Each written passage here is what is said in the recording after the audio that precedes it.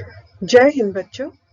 आइए आज हम शुरू करते हैं आपकी टेक्स्ट बुक फ्लेमिंगो के प्रोज सेक्शन के क्वेश्चंस और उनके सबसे ज़्यादा इजी आंसर्स। इतने आसान आंसर जो कि एक लाइन में हैं और जो कि आपको कहीं किसी गाइड या किसी इंटरनेट की साइट पर नहीं मिल सकते। यहाँ हम उसका पार्ट 2 देख रहे हैं जो आपके लेसन नंबर 5 से लेसन नंबर 8 तक है। आइए हम शुरू करते हैं।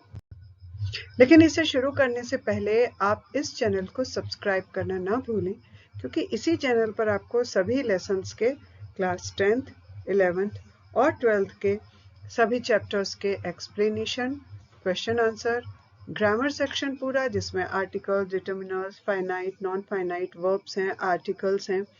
इसके अलावा आपका राइटिंग सेक्शन जिसमें सभी letters, notice writing, paragraph writing, letter writing, formal और इनफॉर्मल मिलेगा।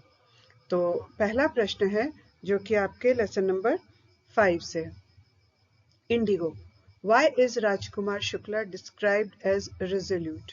राजकुमार शुक्ला को दृढ़ निश्चयी इस लेसन में क्यों बताया गया है? और इसका आंसर है Gandhi ji was very busy. Gandhi ji बहुत व्यस्त थे, but Shukla waited for him, परंतु शुक्ला ने उनके लिए इंतजार किया फॉर मैनी डेज, कई दिन तक, and took him to his place, और उन्हें अपने साथ अपने शहर लेकर गए। Why do you think the servants thought Gandhi ji to be another peasant?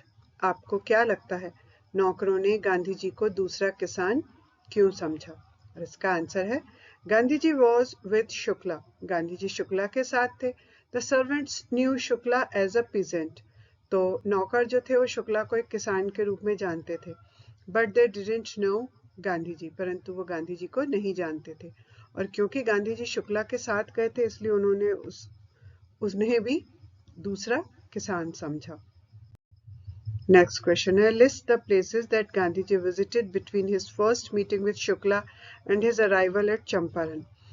उन स्थानों की सूची बनाएं जहां गांधी जी ने शुक्ला के साथ अपनी पहली मुलाकात और चंपारण आगमन के बीच दौरा किया था। And the answer is Gandhi visited Calcutta, Patna, Muzaffarpur before he went to Champaran. Gandhi ji ने चंपारण जाने के पहले कलकत्ता, पटना और मुजफ्फरपुर का दौरा किया था। What did the peasants pay the British landlords as rent? किसान ब्रिटिश जमींदारों को लगान के रूप में क्या भुगतान करते थे? What did the British now want instead and why? और अब उसके बदले में अंग्रेज क्या चाहते थे और क्यों? तो इस प्रश्न के ये दो हिस्से हैं, इसलिए इसके आंसर भी दो वाक्यों में आएंगे। तो पहला है What did the peasant pay the British landlords as rent? तो the peasants paid indigo as rent to the British landlords। किसान ब्रिटिश जमींदारों को लगान के रूप में नील का भुगतान करते थे। और What did the British now want instead and why? तो the British landlords wanted money as compensation for being released from the 15% arrangement। अब ब्रिटिश जमींदार जो थे वो 15% व्यवस्था से मुक्त होने के लिए मुआवजे के रूप में धन चाहते थे। Why did Gandhi agree to a settlement of 25% refund to the farmers? Gandhi ji किसानों को 25% वापसी के समझौते पर क्यों सहमत हुए? And the answer is he did so because at least something they were getting। उन्होंने ऐसा इसलिए किया क्योंकि कम से कम उन्हें कुछ तो मिल रहा था। ये भी हो सकता था कि अंग्रेज उन्हें कुछ भी न देते। How did the episode change the play of the peasant? इस प्रकरण ने किसानों की दुर्दशा को कैसे बदल दिया? And the answer is after the episode peasants gained confidence। इस प्रकरण के बाद किसानों का आत्मविश्वास बढ़ गया था। How was Gandhi able to influence lawyers? Gandhi ji ने वकीलों को कैसे प्रभावित किया?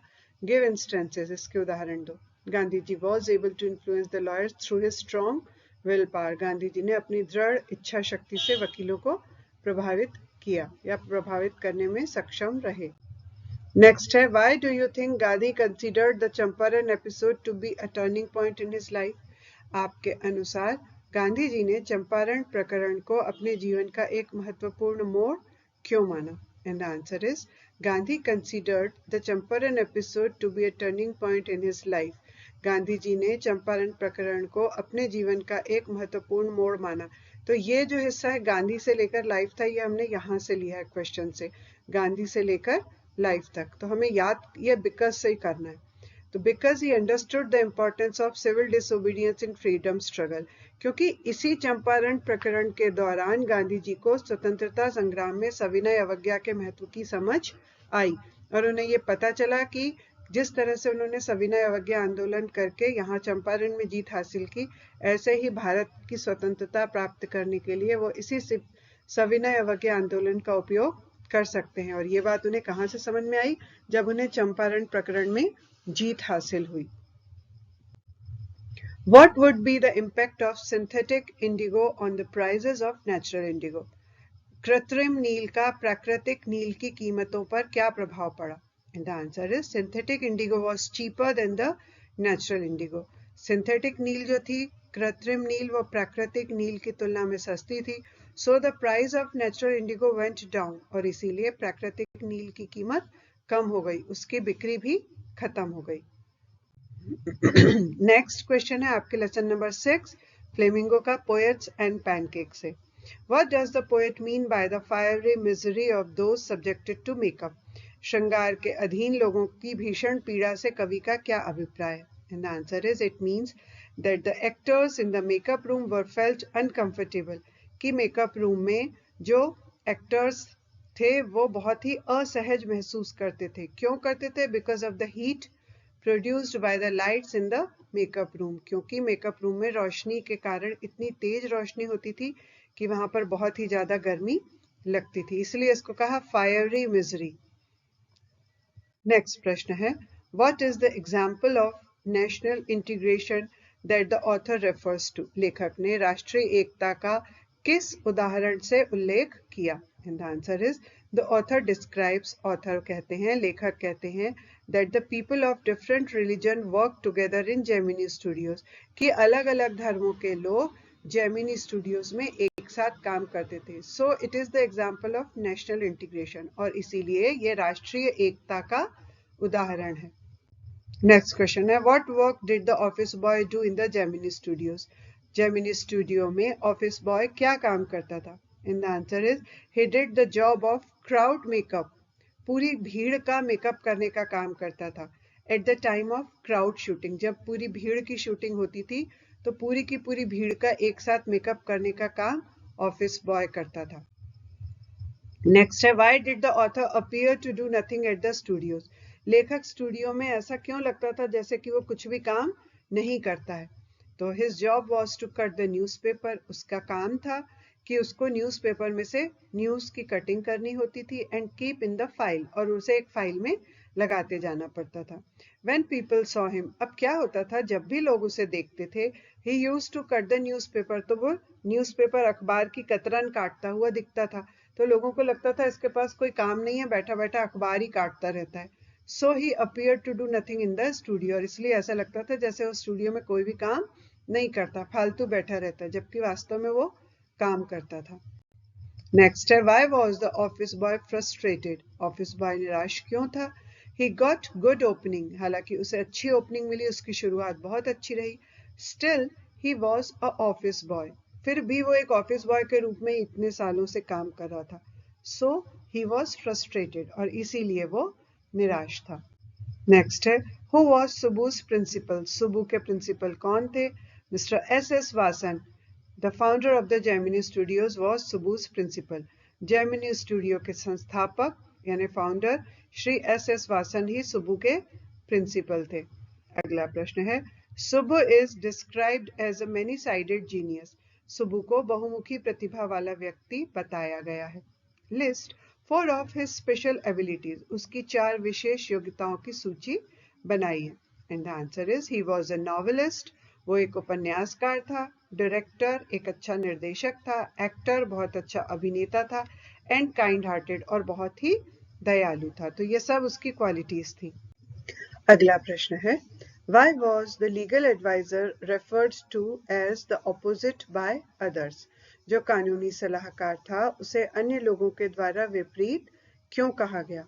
And the answer is his stupid ideas ruined the career of a leading actress. उसके मूर्खतापूर्ण विचारों ने एक प्रमुख अभिनेत्री का करियर बर्बाद कर दिया, इसीलिए उसको विपरीत कहा जाता था. What made the lawyer stand out from the others at Gemini Studios? किस बात ने वकील को Gemini Studios में दूसरों से अलग खड़ा किया? And the answer is the lawyer wore coat, pant and tie. जो वकील था वो कोट पैंट और टाई पहनता था. Whereas जबकि others wear खादी धोती कुर्ता, जबकि दूसरे लोग खादी का धोती कुर्ता पहनते थे. So he stood out of others. तो इसीलिए वो दूसरों से अलग दिखता था. Why was the rearmament army welcomed at the studios? Studio में पुनः शस्त्रागार सेना का स्वागत क्यों किया गया? तो इसमें the rearmament army was welcomed, ये द से लेकर स्टूडियोज तक का हम प्रश्न में से लेंगे और इसके आगे हम आंसर लिखेंगे जो हमें याद करना है. Due to their political affiliations, क्योंकि उनकी राजनीतिक संबद्धता के कारण. Who was the boss of Gemini Studios? Gemini Studio का के बॉस कौन थे? And the answer is Mr. S.S. Vasan was the boss of Gemini Studios. Mr. S.S. Vasan Gemini Studios के बॉस थे.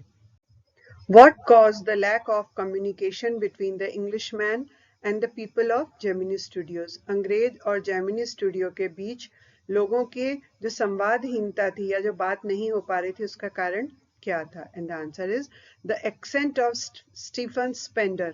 अंग्रेज स्टीफन स्पेंडर का उच्चारण. The Englishman was the main cause of the lack of communication between him and the people at Gemini Studios. उन दोनों के बीच संवादहीनता का मुख्य कारण स्टीफन स्पेंडर का उच्चारण था. अब इसमें हमें सिर्फ याद कहां से कहां तक करना है? The accent of Stephen Spender तक याद करना है. बाकी का जो हिस्सा है वो हम यहाँ क्वेश्चन में से ले लेंगे.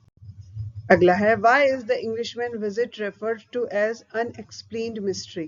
अंग्रेजों की जो अंग्रेज आया था उसकी यात्रा को अस्पष्ट रहस्य क्यों कहा जाता है? And the answer is because no one could understand his identity. क्योंकि उसकी पहचान कोई भी नहीं समझ सका. Who was the English visitor to the studio? Studio में जो अंग्रेज आगंतुक था वो कौन था? जो विजिटर था वो कौन था? ना answer is the English visitor to the Gemini studios was Stephen Spender. Stephen Spender थे. अब ये जो अगली लाइन है इसको जो बच्चे याद कर सकते हैं वो कर लें, जो नहीं कर सकते वो स्टीफन स्पेंडर तक भी लिख सकते हैं. He was a poet and novelist. वह एक कवि और उपन्यासकार थे. नेक्स्ट है how did the author discover who the English visitor to the studio was. लेखक को कैसे पता चला कि स्टूडियो में आने वाले अंग्रेज आगंतुक कौन थे? And the answer is went to British council library. वो ब्रिटिश काउंसिल लाइब्रेरी को गए थे जहां पर ही डिस्कवर्ड उन्हें पता चला कि जो उसके एडिटर है वो स्टीफन स्पेंडर है. Why was Kothamangalam Subbu considered number 2 in Gemini Studios? Gemini Studio में कोथामंगलम सुब्बू को नंबर 2 क्यों माना गया? And the answer is he was intelligent, joyful and loyal to the boss. वह बुद्धिमान, प्रसन्नचित और बॉस के प्रति वफादार था. अब जो प्रश्न है वो लेसन नंबर 7 द इंटरव्यू से है. तो पहला प्रश्न है what are some of the positive views on interview. Interview के बारे में कुछ पॉजिटिव व्यूज क्या हैं? And the answer is interview is a medium of communication and a source of information. Interview संचार का एक माध्यम है और यह जानकारी का एक स्रोत है. Why do most celebrity writers despise being interviewed? अधिकांश सेलिब्रिटी लेखक साक्षात्कार से घृणा क्यों करते हैं? And the answer is they feel it intrusion in their life. वो एक तरह से अपने जीवन में से घुसपैठ मानते हैं. So they despise being interviewed. What is the belief in some primitive cultures about being photographed? कुछ आदिम संस्कृतियों में फोटो खिंचवाने के बारे में क्या मान्यता है? And the answer is they believe that it steals their soul. उनका ऐसा मानना है कि जो फोटोग्राफ है वो उनकी आत्मा को चुरा लेता है. What do you understand by the expression thumbprints on his windpipe? श्वास नली पर अंगूठे का निशान, इससे आप क्या समझते हैं? And the answer is it means the pressure and discomfort. इसका अर्थ है किसी सेलिब्रिटी के द्वारा जो दबाव और असुविधा फेल्ट बाय अ सेलिब्रिटी महसूस की जाती है while giving an interview, साक्षात्कार देते समय। Who in today's world is our chief source of information about personalities? आज की दुनिया में व्यक्तित्वों के बारे में जानकारी का हमारा मुख्य स्रोत क्या है? And the answer is, in today's world, interview is our chief source of information about personalities. आज की दुनिया में व्यक्तित्वों के बारे में जानकारी का मुख्य स्रोत इंटरव्यू है या साक्षात्कार है। Do you think Umberto Eco like being interviewed? Give reasons. क्या आपको लगता है अम्बर्टो इको को साक्षात्कार दिया जाना पसंद है? कारण दीजिए। And the answer is yes, Umberto Eco like being interviewed. हाँ, अम्बर्टो इको को इंटरव्यू दिया जाना पसंद है। और ये कैसे पता चलता है? He answers every question asked happily. वो सभी प्रश्नों के जवाब बहुत ही खुशी खुशी देते हैं। How does Eco find the time to write so much? Eco को इतना लिखने का समय कैसे मिल जाता है? And the answer is he utilises time intervals in writing. वो लेखन में जो समय का अंतराल होता है उसका भी उपयोग कर लेते हैं और इस तरह से बिल्कुल भी समय बर्बाद नहीं करते। अगला प्रश्न है, what is the reason for the huge success of the novel The Name of the Rose? जो The Name of the Rose उपन्यास है उसकी अपार सफलता का क्या राज है? And the answer is the reason for the huge success of the novel The Name of the Rose is a mystery. उपन्यास जो है The Name of the Rose उसकी अपार सफलता का कारण एक रहस्य है। Did Umberto Eco consider himself a novelist first or an academic scholar? Umberto Eco स्वयं को पहले उपन्यासकार मानते थे या अकादमिक विद्वान? इसका उत्तर है Umberto Eco considered himself an academic scholar first and then a novelist. Umberto Eco स्वयं को पहले एक अकादमिक विद्वान मानते हैं और फिर एक उपन्यासकार मानते हैं। What was distinctive about Eco's academic writing style? Eco की अकादमिक लेखन शैली की क्या विशिष्टता थी? And the answer is Eco's writing style was a personalized and interesting. Eco की जो लेखन शैली है वो व्यक्तिगत है और बहुत ही दिलचस्प। अब जो क्वेश्चंस हम पढ़ रहे हैं वो आपके टेक्स्ट बुक के लेसन नंबर 8 गोइंग प्लेसेस से हैं। पहला प्रश्न है, Where was it most likely that the two girls would find work after school? इसकी सबसे अधिक संभावना कहाँ थी कि दोनों लड़कियों को स्कूल के बाद काम मिल जाएगा? And the answer is the two girls would find work after school in the biscuit factory. उन्हें एक बिस्किट फैक्ट्री में काम मिलने की सबसे ज्यादा संभावना है। What were the options that Sophie was dreaming about? Sophie किन विकल्पों के बारे में सपना देख रही थी? And the answer is Sophie dreamt of starting a boutique with the money she would earn as a manager. Sophie ने प्रबंधक के रूप में अर्जित धन से एक बुटीक शुरू करने का सपना देखा था। Why does Jancy discourage her from having such dreams? Jancy उसे ऐसे सपने देखने से क्यों हतोत्साहित करती थी? And the answer is Jancy discourages Sophie to have such dreams, keeping in mind their lower middle class family background. क्योंकि Jancy को सोफी की निम्न मध्यम वर्गीय पारिवारिक पृष्ठभूमि का ध्यान था और इसीलिए वो उसे ऐसे सपने देखने के लिए हतोत्साहित किया करती है। Next है, why did Sophie wriggle when Geoff told her father that she had met Danny Casey? जब जॉफ ने अपने पिता को बताया कि वह डैनी केसी से मिली है तो सोफी क्यों घबराई? Sophie wriggled when Geoff told her father that she had met Danny Casey. ये जो इतना हिस्सा ही हमने प्रश्न से लिखा है, Sophie wriggled when Geoff told her father that she had met Danny Casey, यहाँ तक का हमने प्रश्न से लिखा। तो आपको याद सिर्फ कितना करना है, ये बिकॉज से लेकर, because he would get angry and scold him, क्योंकि वह क्रोधित हो जाएंगे और उसे डांटेंगे। Does Geoff believe that Sophie says about her meeting with Danny Casey? क्या जॉफ को इस बात पर विश्वास है जो सोफी डैनी केसी के साथ अपनी मुलाकात के बारे में बताती है? And the answer is no. Geoff does not believe what Sophie says about her meeting.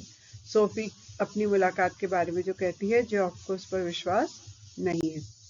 Does her father believe her story? क्या उसके पिता उसकी कहानी पर विश्वास करते हैं? No, her father did not believe her story. उसके पिता को उसकी कहानी पर विश्वास नहीं था। How does Sophie include her brother Geoff in her fantasy of her future? Sophie अपने भविष्य की कल्पना में अपने भाई जॉफ को कैसे शामिल करती है? तो Sophie fantasizes about going to the places with her brother wearing a yellow dress. Sophie पीली पोशाक पहनकर अपने भाई के साथ स्थानों पर जाने की कल्पना करती है। Which country did Danny Casey play for? Danny Casey किस देश के लिए खेलते थे? And the answer is Danny Casey played football for Ireland. Danny Casey Ireland के लिए फुटबॉल खेलते थे। Why didn't Sophie want Jancy to know about her story with Danny? Sophie क्यों नहीं चाहती कि जेंसी को डैनी की उसकी कहानी के बारे में पता चले? इसका आंसर है she feared that Jancy would spread her story to the whole neighborhood. उसे डर था कि जेंसी उसकी कहानी पूरे मोहल्ले में फैला देगी। Did Sophie really meet Danny Casey? क्या सोफी सच में डैनी केसी से मिली थी? Sophie did not meet Danny Casey in reality. She made up the story. असल में वो डैनी केसी से नहीं मिली थी, उसने कहानी बनाई थी। Which was the only occasion when she got to see Danny Casey in person? वह एकमात्र कौन सा अवसर था जब उसे डैनी केसी से व्यक्तिगत रूप से मिलने का मौका मिला? And the answer is the only occasion when Sophie got to see Danny Casey in person was when the family went to watch United on Saturday. जब पूरा परिवार शनिवार को यूनाइटेड देखने, वो जो फुटबॉल मैच था वो देखने गया था, वही एकमात्र अवसर था जब सोफी ने डैनी केसी को देखा था। Sophie and Jancy were classmates and friends. What were the differences between them that show up in the story? Sophie और जेंसी सहपाठी थी और मित्र थी, उनके बीच में क्या अंतर था जो कहानी में दिखता है?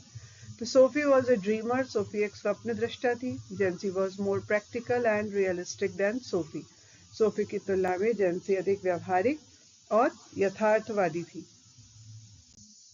Why did Sophie like her brother Geoff more than any other person? From her perspective, what did he symbolize? Sophie अपने भाई जॉफ को किसी भी अन्य व्यक्ति की तुलना में अधिक पसंद क्यों करती थी? And the answer is Sophie liked her brother Geoff more than anybody else. ये हमने प्रश्न से ली है लाइन। Because से हमें याद करना है, because he was not in the habit of talking much, क्योंकि वह बहुत बात नहीं करता था, and remained lost in her own thoughts, अपने ही ख्यालों में खोया रहता था। So I hope this video would be useful for you. जितना आप इसमें अच्छे से याद कर सकते हैं ऐसे करिए। परीक्षा के लिए आप सभी को बेस्ट ऑफ लक। इस चैनल को सब्सक्राइब करना ना भूलें ताकि आगे भी आपको इस चैनल पर आने वाले सभी वीडियोस मिल सकें।